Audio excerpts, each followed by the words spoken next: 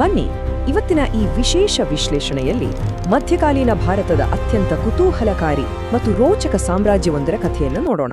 ಹೌದು, ವಿಜಯನಗರ ಸಾಮ್ರಾಜ್ಯ.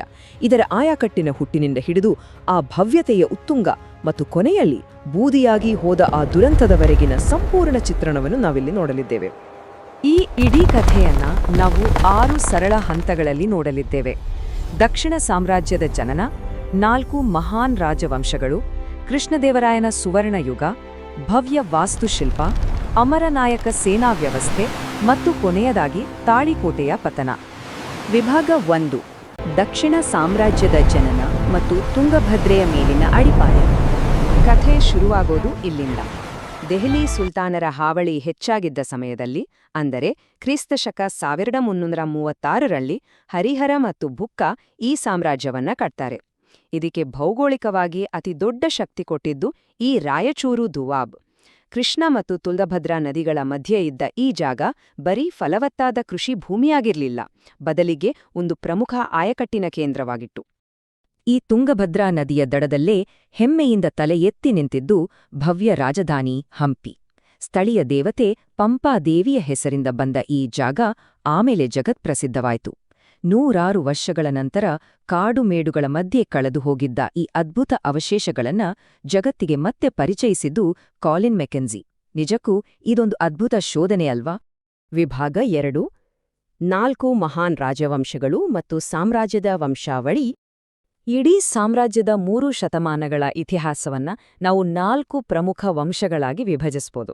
1336ರಲ್ಲಿ ಶುರುವಾದ ಸಂಗಮ ವಂಶ, ಆಮೇಲೆ ಸಾಳುವ, ನಂತರ 1505ರಲ್ಲಿ ಬಂದ ತುಳುವ ಮತ್ತು ಕೊನೆಗೆ 1570ರ ಅರವೀಡು ವಂಶ. ಈ ಕಾಲಘಟ್ಟವನ್ನ ನೆನಪಿಟ್ಕೊಂಡ್ರೆ ಇಡೀ ಇತಿಹಾಸ ನಮ್ಮ ಕಣ್ಮುಂದೆ ಸ್ಪಷ್ಟವಾಗಿ ಮೂಡಿಬರ್ತದೆ. ಆ ಕಾಲದ ಪ್ರಾದೇಶಿಕ ಪೈಪೋಟಿ ಹೇಗಿತ್ತು ಗೊತ್ತಾ? ವಿಜಯನಗರದ ರಾಜರನ್ನ ನರಪತಿ ಅಂದ್ರೆ ಪುರುಷರ ಒಡೆಯ ಅಂತ ಕರೆದ್ರೆ, ಬಹಮನಿ ಸುಲ್ತಾನರನ್ನ ಅಶ್ವಪತಿ ಮತ್ತು ಒಡಿಶಾದ ರಾಜರನ್ನ ಗಜಪತಿ ಅಂತ ಕರೆಯುತ್ತಿದ್ರು. ಇವು ಬರೀ ಬಿರುದುಗಳಲ್ಲ, ಬದಲಾಗಿ ಆಯಾ ಸಾಮ್ರಾಜ್ಯದ ಮಿಲಿಟರಿ ಶಕ್ತಿ, ಅಂದ್ರೆ ಯಾರು ಕಾಲಾಳು, ಯಾರು ಕುದುರೆ ಮತ್ತು ಯಾರು ಆನೆಗಳ ಬಲದಲ್ಲಿ ಸ್ಟ್ರಾಂಗ್ ಆಗಿದ್ರು ಅನ್ನೋದನ್ನ ಇದು ನೇರವಾಗಿ ತೋರಿಸ್ತೆ. ವಿಭಾಗ 3: ಕೃಷ್ಣದೇವರಾಯನ ಸುವರ್ಣಯುಗ ಹಾಗೂ ಉತ್ತುಂಗದಲ್ಲಿ ಸಾಮ್ರಾಜ್ಯ.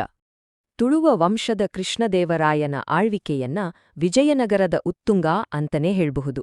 1509ರಿಂದ 1529ರ ಆ ಸಮಯ ಬರೀ ಇತಿಹಾಸವಲ್ಲ, ಅದೊಂದು ದಂತಕತೆ. ಅವರು ಕೇವಲ ಒಬ್ಬ ಮಹಾನ್ ಯೋಧ ಮಾತ್ರ ಆಗಿರ್ಲಿಲ್ಲ, ಬದಲಿಗೆ ಸಾಹಿತ್ಯದಲ್ಲೂ ಅಪಾರ ಪಾಂಡಿತ್ಯ ಹೊಂದಿದ್ರು. ಅವರ ಯವನ ರಾಜಸ್ಥಾಪನಾಚಾರ್ಯ ಅನ್ನೋ ಬಿರುದು ಅವರ ರಾಜತಾಂತ್ರಿಕ ಚಾಕಚಕ್ಯತೆ ತೋರಿಸಿದ್ರೆ, ತೆಲುಗಿನ ಆಮುಕ್ತಮಾಲ್ಯದ ಮತ್ತು ಸಂಸ್ಕೃತದ ಜಾಂಬವತಿ ಕಲ್ಯಾಣಂ ಕೃತಿಗಳು ಅವರ ಸಾಂಸ್ಕೃತಿಕ ಆಳವನ್ನ ತೋರಿಸ್ತದೆ. ವಿಭಾಗ 4: ಭವ್ಯ ವಾಸ್ತುಶಿಲ್ಪ, ಸಂಸ್ಕೃತಿ ಮತ್ತು ಕಲ್ಲಿನ ಸ್ಮಾರಕಗಳು. ಕಲೆಯ ಮೇಲಿದ್ದ ಪ್ರೀತಿ ವಾಸ್ತುಶಿಲ್ಪದಲ್ಲೂ ಅದ್ಭುತವಾಗಿ ಮೂಡಿಬಂತು. ಅವರ ಕಲ್ಪನೆ ಎಷ್ಟು ವಿಶಾಲವಾಗಿತ್ತು ಅಂದ್ರೆ, ತಮ್ಮ ತಾಯಿಗಾಗಿ ನಾಗಲಾಪುರ ಅನ್ನೋ ಇಡೀ ನಗರವನ್ನೇ ಕಟ್ಟಿದ್ರು. 1000 ರಾಮ ದೇವಾಲಯ, ಭವ್ಯವಾದ ಆನೆಲಾಯಗಳು, ಕಮಲಾಪುರ ಕೆರೆಯಂತ ಬೃಹತ್ ಯೋಜನೆಗಳು. ಹೀಗೆ ದ್ರಾವಿಡ ಶೈಲಿಯ ವಾಸ್ತುಶಿಲ್ಪ ಈ ಸಮಯದಲ್ಲಿ ಅಕ್ಷರಶಃ ಹೊಸ ಎತ್ತರಕ್ಕೆ ಹೋಯ್ತು. ಇಲ್ಲೊಂದು ಸ್ವಾರಸ್ಯಕರ ವಿಷಯವಿದೆ ನೋಡಿ. ಹಂಪಿಯ ಪ್ರಸಿದ್ಧ ವಿರೂಪಾಕ್ಷ ದೇವಾಲಯವನ್ನ ಮೂಲತಃ ಕಟ್ಟಿದ್ದು 2ನೇ ದೇವರಾಯ. ಆದರೆ ಕೃಷ್ಣದೇವರಾಯರು ಆ ದೇವಸ್ಥಾನದ ಪ್ರವೇಶದ್ವಾರಕ್ಕೆ ಆಕಾಶದೆತ್ತರದ ಬೃಹತ್ ಗೋಪುರವನ್ನ ಸೇರಿಸುವ ಮೂಲಕ ತಮ್ಮ ಪರಂಪರೆಯನ್ನ ಅಲ್ಲಿ ಶಾಶ್ವತವಾಗಿ ಉಳಿಸ್ಕೊಂಡ್ರು. ಇಂಥ ಜಾಣ್ಮೆಯ ಹೆಜ್ಜೆ ಅಲ್ವಾ? ಹಾಗೇ ಈ ಮಹಾನವಮಿ ದಿಬ್ಬ ನೋಡೋಕೆ ಇದೊಂದು ಬೃಹತ್ ಉತ್ಸವದ ವೇದಿಕೆ ತರಹ ಕಂಡರೂ ಇದು ಆಡಳಿತದ ಬಹುಮುಖ್ಯ ಭಾಗವಾಗಿತ್ತು. ಹಬ್ಬದ ದಿನ ಸೇನಾಪತಿಗಳು ಬಂದು ಚಕ್ರವರ್ತಿಗೆ ಉಡುಗೊರೆ ಕೊಟ್ಟು ತಮ್ಮ ನಿಷ್ಠೆಯನ್ನ ಪ್ರದರ್ಶನ ಮಾಡುವ ಒಂದು ಬೃಹತ್ ಮಿಲಿಟರಿ ವೇದಿಕೆ ಇದಾಗಿತ್ತು. ವಿಭಾಗ 5: ಅಮರನಾಯಕ ಸೇನಾ ವ್ಯವಸ್ಥೆ ಮತ್ತು ಸೈನ್ಯದ ಬೆನ್ನೆಲುಬು. ಇಷ್ಟೊಂದು ದೊಡ್ಡ ಸಾಮ್ರಾಜ್ಯ 100 ವರ್ಷಗಳ ಕಾಲ ಶತ್ರುಗಳನ್ನ ಹೇಗೆ ಎದುರಿಸ್ತು? ಅದರ ಗುಟ್ಟು ಈ ಅಮರನಾಯಕ ವ್ಯವಸ್ಥೆ. ಇದೊಂದು ಅದ್ಭುತವಾದ ವಿಕೇಂದ್ರೀಕೃತ ವ್ಯವಸ್ಥೆ. ರಾಜರು ತಮ್ಮ ಸೇನಾಪತಿಗಳಿಗೆ ಭೂಮಿಯನ್ನ ಕೊಡ್ತಿದ್ರು.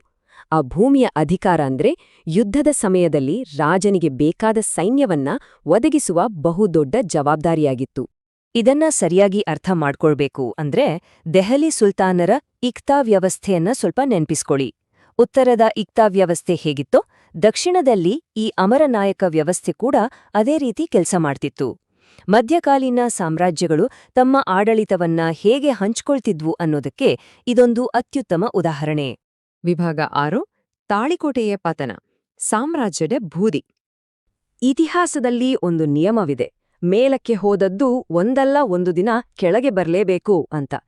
ಕೃಷ್ಣದೇವರಾಯನ ನಂತರ ಸಾಮ್ರಾಜ್ಯದಲ್ಲಿ ಒಳಜಗಳ ಶುರುವಾಯಿತು. ಆ ಸಮಯದಲ್ಲಿ ಸದಾಶಿವರಾಯ ಕೇವಲ ಹೆಸರಿಗೆ ಮಾತ್ರ ರಾಜನಾಗಿದ್ದ. ಅಸಲಿ ಅಧಿಕಾರ ಇದ್ದದ್ದು ಅಳಿಯ ರಾಮರಾಯನ ಕೈಯಲ್ಲಿ.